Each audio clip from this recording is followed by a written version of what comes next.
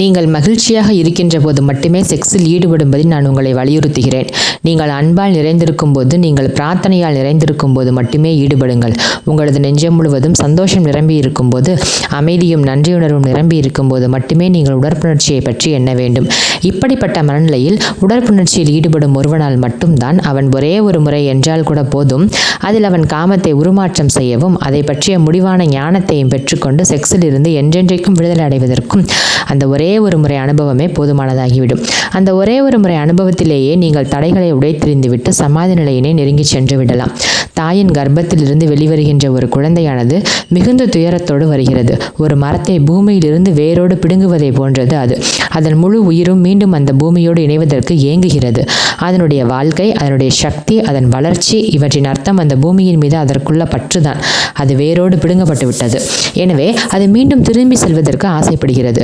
ஒரு சிறு குழந்தை அதன் தாயின் கருப்பையில் இருந்து வெளியே வரும்போது அது தன்னுடைய உலகத்தில் இருந்து முற்றிலும் துண்டிக்கப்பட்டு விடுகிறது. எனவே இப்போது அதன் ஆன்மா, அதன் உயிர் மீண்டும் அந்த தாயோடு இணைவதற்கு விரும்புகிறது. நமது காதல் தாகத்திற்கு இந்த ஏக்கம்தான் காரணம். காதல் என்றால் இதை தவிர வேறென்ன அர்த்தத்தை நாம் உணர்கிறோம்?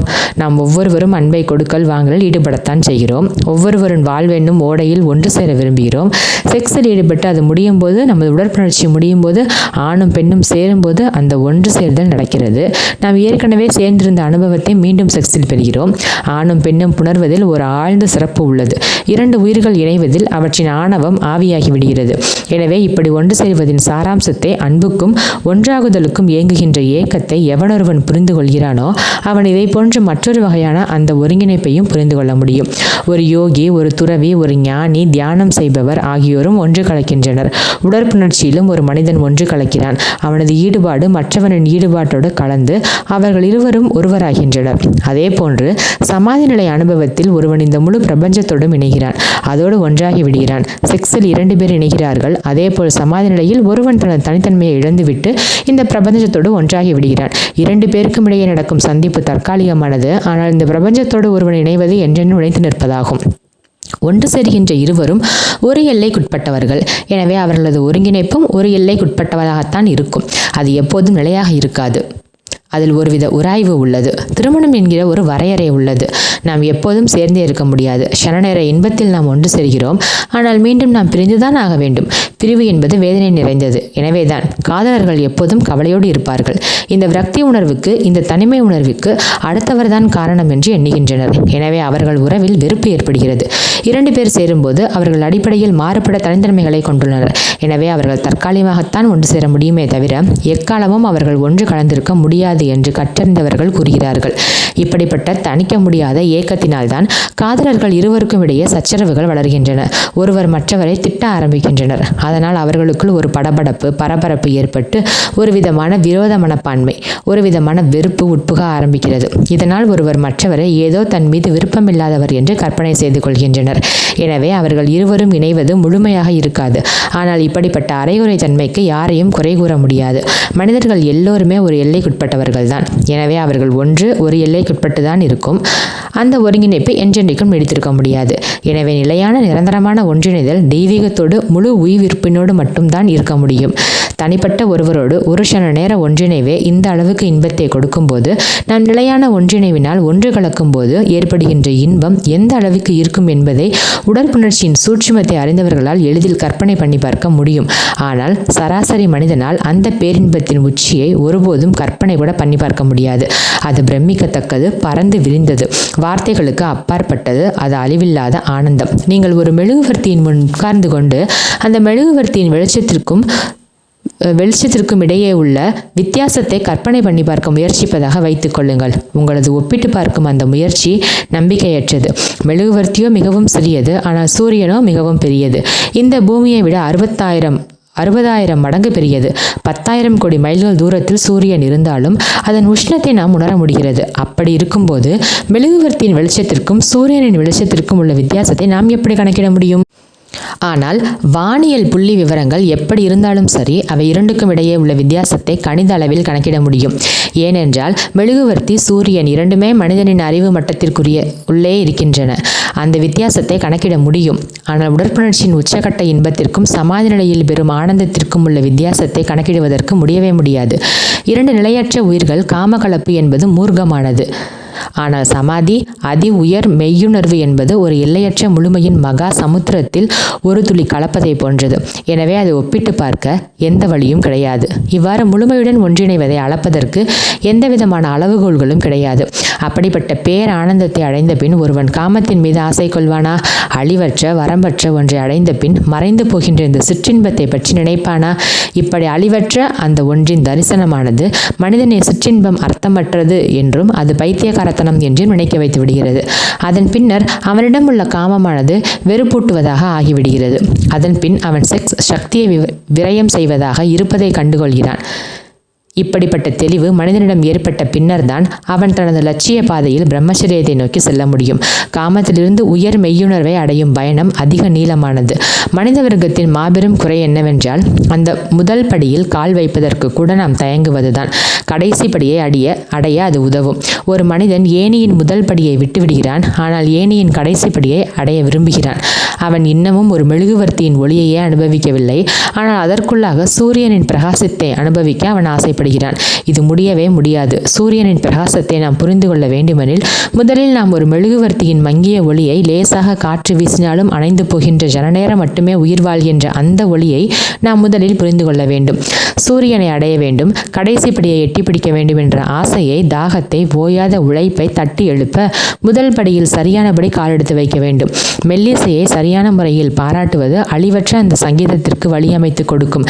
மங்கிய ஒளியின் அனுபவம் நம்மை எல்லையற்ற ஒளியை நோக்கி அழைத்துச் செல்லும். ஒரு சொட்டு நீரை அறிவது என்பது ஒரு சமுத்திரத்தை பற்றி அறிவதற்கான முன்னோட்டமாகும். அணுவை பற்றி நாம் அறிந்து கொண்டது இந்த உலகில் உள்ள எல்லா சக்திகளையும், எல்லா பொருள்களின் சக்தியையும் அறிந்து கொள்ள உதவுகிறது. இயற்கையானது நம்மிடம் காமம் என்னும் ஒரு சிறிய அணுவை கொடுத்துள்ளது. ஆனால் நாம் அதை அடையாளம் கண்டுகொள்வதே கிடையாது. அதை முழுவதும் ஏற்றுக்கொள்வதும் இல்லை.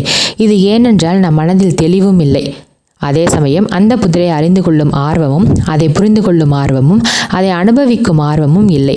எனவே செக்ஸிலிருந்து சமாதி நிலைக்கு நம்மை அழைத்துச் செல்லும் வழிமுறையை தெரிந்து கொண்டு அதில் நன்றியுணர்வுடன் முடிந்தால் அவனால் ஒரு உயர்ந்த மனிதனை உருவாக்க முடியும். ஆணும் பெண்ணும் இரண்டு மாறுபட்ட துருவங்கள், சக்தியின் நேரெதிர் எதிர் துருவங்கள். இந்த இரண்டு துருவங்களும் சரியாக சந்தித்து ஒரு சுற்றை முழுமைப்படுத்துமானால் ஒரு விதமான மின்சாரம் ஒருங்கிசைவு உண்டாகும். நாம் செய்கின்ற ஒரு காரியத்தின் பலனும் நாம் அந்த காரியத்தை எந்த மனநிலையோடு செய்கிறோம் என்பதை பொறுத்தும் இருக்கிறது. குடி போதையில் உள்ள ஒரு சிற்பி ஒரு சிலையை செதுக்கினால் அவன் கலையம்சமுள்ள ஒரு அழகான சிலையை உருவாக்குவான் என்று நீங்கள் எதிர்பார்க்கிறீர்களா? ஒரு நடனமாடும்போது துக்கமும் கலக்கமும் கோபமும் நிறைந்திருந்தால் அவரிடமிருந்து நல்ல நடனத்தை நீங்கள் எதிர்பார்க்கலாமா? அதே போன்றுதான் காமத்தை குறித்து நமது அணுகுமுறை தப்பாக போய்விட்டது. நமது வாழ்க்கையில் மிகவும் நிராகரிக்கப்பட்ட பகுதி செக்ஸ் தான். எந்த கருத்தில் புதிய உயிர்களின் உற்பத்தி புதைந்துள்ளதோ, புதிய குழந்தைகள் எதை நம்பி உள்ளார்களோ, இந்த உலகில் புது புது ஆன்மாக்கள் நுழைவதற்கு எந்த காரியம் காரணமாக உள்ளதோ அந்த காரியத்தை நாம் நிராகரித்து விட்டோம். ஒரு பயங்கரமான தவறாக நமக்கு படவில்லையா? உடற்புணர்ச்சியின் உச்சகட்டத்தின் போது நீங்கள் இந்த உலகில் ஒரு ஆன்மா இறங்குவதற்கு, ஒரு புதிய உயிர் கருகொள்வதற்கு உண்டான ஒரு சூழ்நிலையை உருவாக்குவது உங்களுக்கு அநேகமாக தெரியாது. நீங்கள் அந்த சூழ்நிலையை மட்டுமே உருவாக்குகிறீர்கள். ஒரு குறிப்பிட்ட ஆன்மாவிற்கு தேவையான எல்லா நிபந்தனைகளும் நிறைவேறும் போது அந்த ஆன்மா பிறக்கிறது. அந்த ஆன்மாவின் குணாதிசயம் நீங்கள் உருவாக்கும் அந்த சூழ்நிலையோடு நேரடியாக தாக்குதலை உடையது. கோபத்திலும் கடும் துயரிலும் குற்ற உணர்வுடன் இருக்கும்போது கருவுறுகிற சிசு பிறந்ததிலிருந்தே தொந்தரவு செய்யும். நமது சந்ததியின் தரம் உயர்ந்ததாக ஆக முடியும். ஆனால் அப்படி ஒரு உயர்ந்த ஆன்மாவை உருவாக்க நாம் அதே போன்று உயர்ந்த சூழ்நிலையையும் உருவாக்க வேண்டும். அப்போதுதான் உயர் ஆன்மாக்கள் பிறக்க முடியும். அப்போதுதான் மனித இனத்தின் தரம் உயர்த்தப்பட முடியும். எனவே மனிதன் காம விஞ்ஞானத்தில் நன்கு பழகி, காமக்கலையில் நன்கு பழக்கம் ஏற்பட்டு, அவன் சிறியவர் பெரியவர் எல்லோரிடமும் அந்த அறிவை வழங்கும் பொழுதுதான் நாம் அரவிந்தரும் நியேட்சையும் கூறிய அந்த அதி உன்னத மனிதனை, உன்னத ஆன்மா எனக்கூடிய மனிதனை உருவாக்குவதற்கான சூழ்நிலைகளை உருவாக்கும் தகுதியை பெற முடியும்.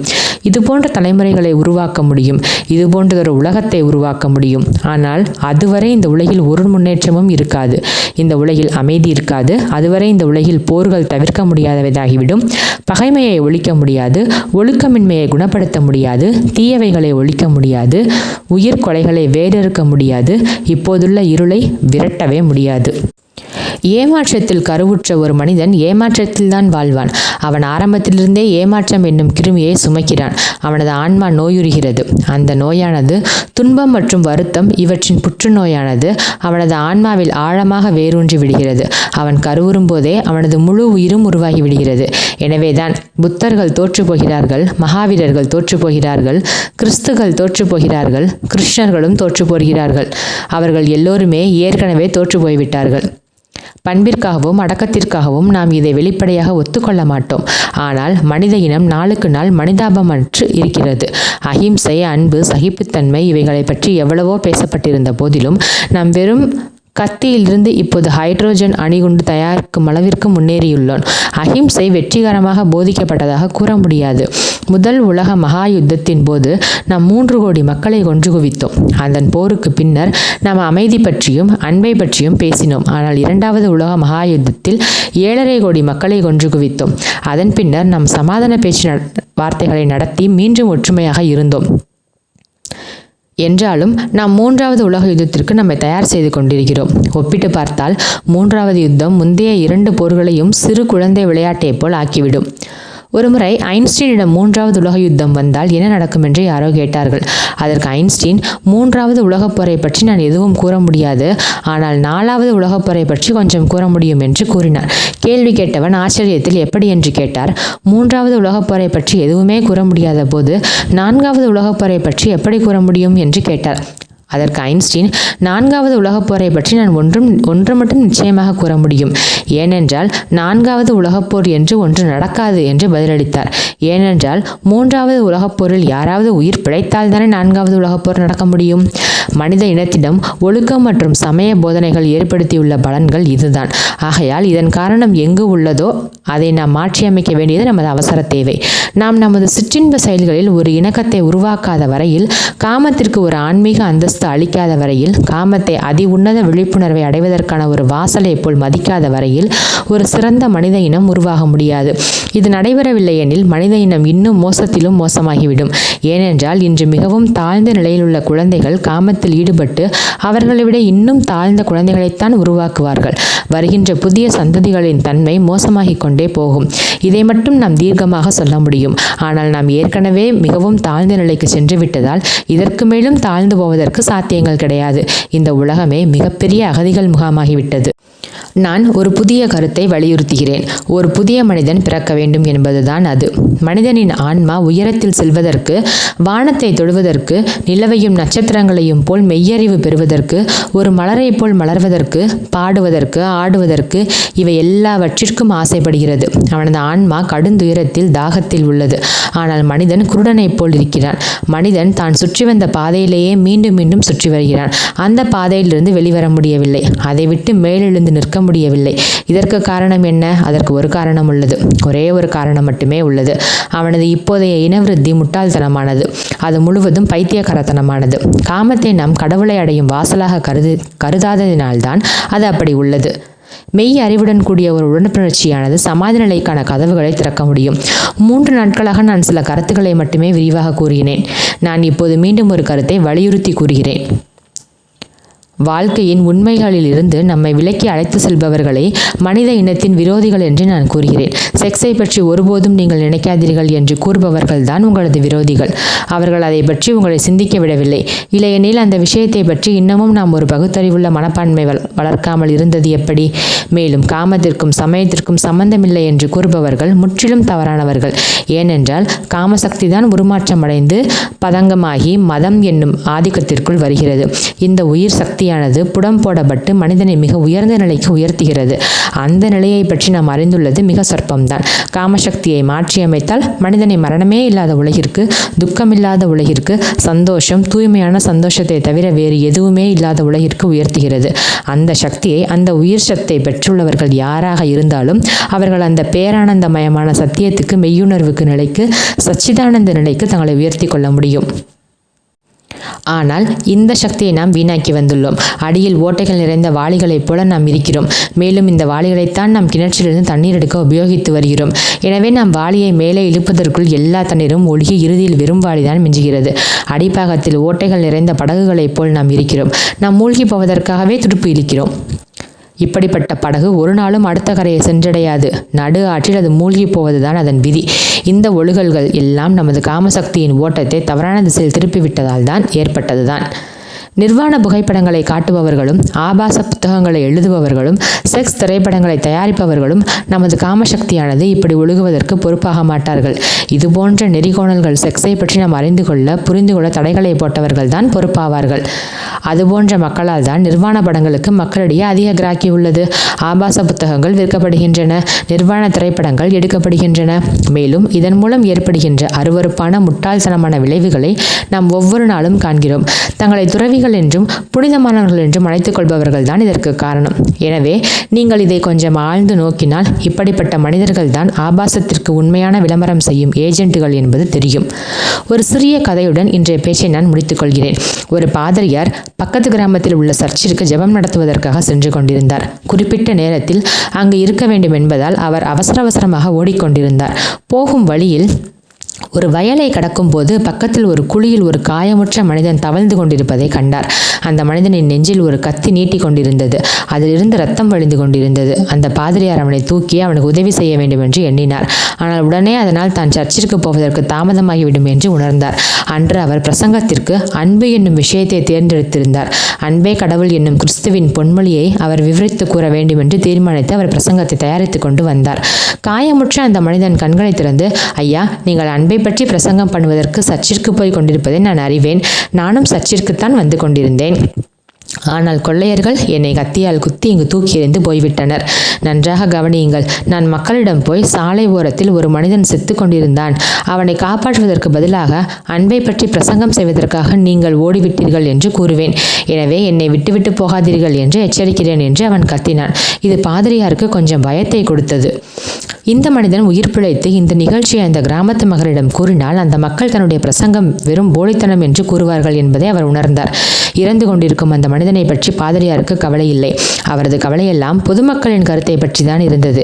எனவே அவர் விருப்பமில்லாமல் அந்த மனிதனிடம் சென்றார். அவர் நெருங்கி வந்தவுடன் அவரால் அந்த மனிதனின் முகத்தை தெளிவாக பார்க்க முடிந்தது. அது அவருக்கு பழக்கப்பட்ட முகம் போல் தெரிந்தது. அவர், எனது மகனே, உன்னை நான் இதற்கு முன்பு எங்கோ பார்ப்பது போல் தெரிகிறதே என்று கேட்டார். காயமுற்ற அந்த மனிதன், நீங்கள் பார்த்திருக்க முடியும், நான் தான் சாத்தான். மேலும் பாதிரியார்களோடும் மத தலைவர்களோடும் எனக்கு நீண்ட நாள் உறவு உண்டு. நான் உங்களுக்கு தெரியவில்லை எனில் வேறு யார்தான் உங்களுக்கு தெரிவார்கள் என்று கூறினான். அதன் பின் பாதிரியாருக்கு ஞாபகம் வந்தது.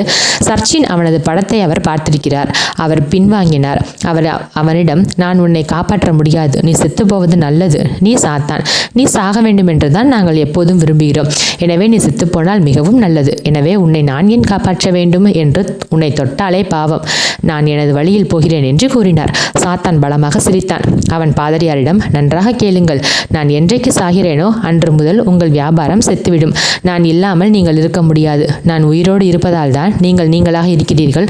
உங்கள் தொழிலின் அடிப்படையே நான் தான். நீங்கள் என்னை காப்பாற்றுவது நல்லது. ஏனெனில் நான் இறந்துவிட்டால் எல்லா பாதிரியார்களுக்கும் வேலை இல்லாமல் போய்விடும். அவர்கள் அழிந்து போவார்கள். அதன் பிறகு அவர்கள் அங்கு தேவைப்பட மாட்டார்கள் என்று பதிலளித்தான். அந்த பாதிரியார் இதை கொஞ்சம் சிந்தித்து பார்த்தார். அதில் உள்ள உண்மையை கண்டார். உடனே செத்து கொண்டிருந்த அந்த மனிதனை தன் தோள்களில் தூக்கினார். அவர் அவனிடம், எனது மகனே, நீ ஒன்றும் கவலைப்படாதே. நான் சிகிச்சைக்காக உன்னை ஆஸ்பத்திரிக்கு கொண்டு போகிறேன். தயவு செய்து விரைவில் குணமடைந்து விடு. செத்து போய்விடாதே. நீ கூறியது சரிதான். நீ இறந்துவிட்டால் எங்களுக்கு வேலை கிடையாது என்று கூறினார். அந்த பாதிரியாருக்குள் சாத்தான் இருப்பதையும், சாத்தான் வேலையின் பின்னணியில் அந்த பாதிரியார் இருப்பதையும் உங்களால் ஏற்றுக்கொள்ள முடியாது. ஆனால் செக்ஸை சுரண்டலுக்கு பயன்படுத்துதல் தான் எல்லாவற்றிற்கும் ஆணிவேர் போன்றது. இந்த கிளர்ச்சிகளுக்கு பின்னணியில் பாதிரியார்கள் இருப்பதை நாம் கண்டுகொள்ள முடியாது. பாதிரியார்கள் செக்ஸை தாழ்வாக்கியதால் தான் அதன் மீது நமக்கு அதிக கவர்ச்சி ஏற்பட்டது. பாதிரியார்கள் தொடர்ந்து காமத்தை நிந்தித்து வந்ததால் தான் மனிதன் மேன்மேலும் காமுகனாகிவிட்டான். பாதிரியார்கள் எந்த அளவுக்கு மனிதன் காமத்தை பற்றி எண்ணுவதை ஒழிக்க பாடுபடுகின்றானோ அந்த அளவுக்கு அது அவனுக்கு புதிர் நிறைந்ததாக ஆகிறது. அது மேலும் அவனது ஆவலை தூண்டுகிறது. மனிதனை இனி ஒன்றும் செய்ய முடியாது. மனிதன் காமத்திற்கு அடிமையாகிவிட்டான். எனவே இந்த ஒன்றும் செய்ய முடியாத நிலை மாற வேண்டும். நாம் விரும்புவது அறிவை, அறியாமையை அல்ல, அறிவு சக்தி நிறைந்தது. அதிலும் காமத்தை பற்றிய அறிவு மாபெரும் பலம் நிறைந்தது. செக்ஸை பற்றி ஒன்றும் தெரியாமல் தொடர்ந்து வாழ்வது அபாயகரமானது. நாம் நிலவை அடைய முடியாமல் போகலாம். நிலவை அடைய வேண்டிய அவசியம் கிடையாது. நாம் நிலவை சென்றடைவதால் மனித இனத்திற்கு அதிக லாபம் கிடையாது. அதேபோல் பசிபிக் கடலில் சூரியனின் கிரணங்களே புக முடியாத 5 மைல் ஆழத்தை நாம் சென்றடையவில்லை எனில் இந்த உலகம் அழிந்து விடாது. இது போன்ற சாதனைகள் மனித இனத்திற்கு அதிக பலனை கொடுக்காது. மேலும் அணுவை நாம் பிழைக்கிறோமா இல்லையா என்பது கூட அவ்வளவு முக்கியமானதல்ல. ஆனால் ஒரு புதிய மனிதனை உருவாக்குவதற்கு நாம் காமத்தை ஏற்றுக்கொள்ள வேண்டும். செக்ஸை பற்றி நாம் முழுமையாக அறிந்து கொள்ள வேண்டும். அதை புரிந்து கொண்டு அதை கடந்து சென்று அப்பால் செல்ல வேண்டும். கடந்த 3 தினங்களாக நான் சில விஷயங்களை உங்களுக்கு விளக்கி கூறினேன். நாளை நான் உங்களது கேள்விகளுக்கு பதிலளிக்கிறேன். உங்கள் கேள்விகள் நேர்மையாக கேட்கப்பட வேண்டும். கடவுளை பற்றியும் ஆன்மாவை பற்றியும் கேட்கும் கேள்விகளால் பலனொன்றும் இல்லை. இது நமது வாழ்க்கைக்கான பிரச்சனை, உயிர் பிரச்சனை. எனவே உங்களது கேள்விகள் நேரடியாகவும் நேர்மையானதாகவும் இருந்தால்தான் நாம் இந்த விஷயத்தில் ஆழமாக செல்ல முடியும். முடிக்கும் முன் நான் உங்கள் ஒவ்வொருவருக்கும் இருந்து தெய்வீகத்திற்கு தலைவணங்குகிறேன்.